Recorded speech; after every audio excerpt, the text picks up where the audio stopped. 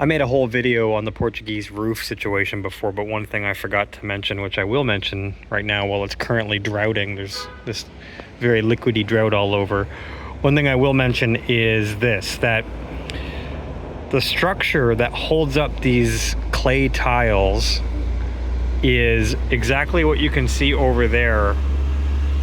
Eucalyptus or wood, sometimes tree if you're out in the forest. They use framing. Wood framing, as you can see here, with the clay tiles over it. These particular clay tiles over there are covered in moss and mold and overgrowth, but they use the wood framing, right? So imagine on a day like this, you can literally see into the roof here. I'm not saying that this building is being used, it probably isn't, but this is just an example of what's going on here. So what winds up happening is the moisture attacks the wood framing and deteriorates the quality and structure of the wood. So the wood starts to turn into driftwood as it gets wet and waterlogged between the moisture and the heat rising up and a temperature differential that creates moisture on the wood.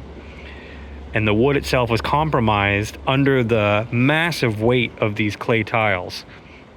And this is a massive amount of weight to put on top of wood that's falling apart. So this is something I know this, and I thought maybe my viewers would know this, but in case it wasn't already obvious, you could do this type of roof from where I'm standing. You could do this, but you need metal framing, not wood that's going to get, like, do this exact same style roof but use metal framing, and it might last longer. But I would still put like ice and water or a few waterproofing membranes before I would put the clay tiles, because what winds up happening is exactly this. You get the framing is buckling because the wood is rotting, right? So the weight of the tiles is just too much for the rotted wood. It starts to collapse, and then they all wind up like that over in the corner. So they just can't do roofs like that here.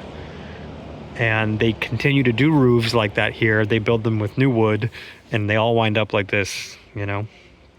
And it's just too much liability underneath. So Portugal has to do roofs better, basically. I'm here to tell them, you got to do better roofs, guys.